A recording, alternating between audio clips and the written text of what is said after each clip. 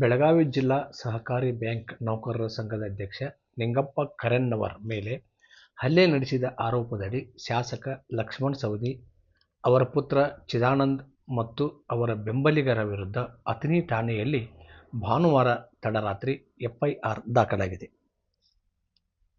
4 ಜನ ಸೇರಿ ಲಕ್ಷ್ಮಣ ಸವದಿ ಅವರ ಮನೆಗೆ ಹೋಗಿದ್ದೆವು. ಆಗ ಶಾಸಕರು ಅವಾಚ್ಯ ಶಬ್ದಗಳಿಂದ ನಿಂದಿಸುವ ಜೊತೆಗೆ ನನಗೆ ಕಪಾಳಕ್ಕೆ ಹೊಡೆದರು. ಅವರ ಪುತ್ರ ಚಿದಾನಂದ್ ಸೊಂಟಕ್ಕೆ ಒದ್ದರು. 7-8 ಜನ ಬೆಂಬಲಿಗರೆಲ್ಲ ಸೇರಿ ಹಲ್ಲೆ ಮಾಡಿದರು ಎಂದು ನಿಂಗಪ್ಪ ಕರೆನ್ನವರ್ ದೂರಿನಲ್ಲಿ ತಿಳಿಸಿದ್ದಾರೆ.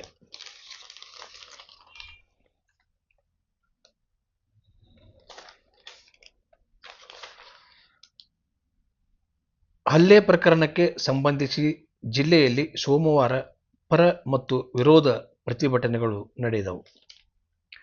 ಪಾರದರ್ಶಕ ತನಿಖೆಗಾಗಿ ವಿಶೇಷ ತನಿಖಾ ತಂಡ ರಚಿಸಬೇಕು, ಲಕ್ಷ್ಮಣ ಸವದಿ ಸೇರಿ ಎಲ್ಲ ಆರೋಪಿಗಳ ವಿರುದ್ಧ ಕಾನೂನು ಕ್ರಮ ಕೈಗೊಳ್ಳಬೇಕು ಎಂದು ಆಗ್ರಹಿಸಿ ಬೆಳಗಾವಿಯಲ್ಲಿ ಬಿಡಿಸಿಸಿ ಬ್ಯಾಂಕ್ ನೌಕರರ ಸಂಘದ ಪದಾಧಿಕಾರಿಗಳು ಪ್ರತಿಭಟನೆ ನಡೆಸಿದರು.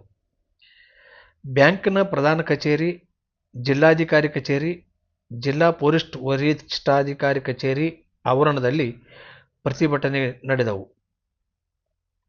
ಅಥಣಿಯಲ್ಲಿ ಲಕ್ಷ್ಮಣ ಸವದಿ ಬೆಂಬಲಿಗರು ಪ್ರತಿಭಟಿಸಿದ್ದು, ನಿಂಗಪ್ಪ ಕರೆನ್ನವರ್ ಸುಳ್ಳು ಹೇಳುತ್ತಿದ್ದಾರೆ, ಅವರ ವಿರುದ್ಧ ಕ್ರಮ ಕೈಗೊಳ್ಳಬೇಕು, ಸವದಿಯವರ ವಿರುದ್ಧ ರಾಜಕೀಯ ಪಿತೂರು ಮಾಡಲಾಗುತ್ತದೆ ಎಂದು ದೂರಿದರು.